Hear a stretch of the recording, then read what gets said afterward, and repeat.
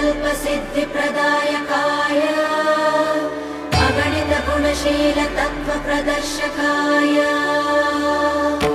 मध्वमता सिद्धान्तप्रवर्धनाय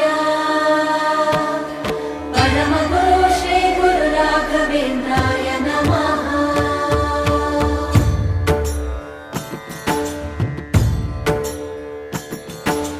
पूज्याय राघवेन्द्राय सत्यधर्मरताय च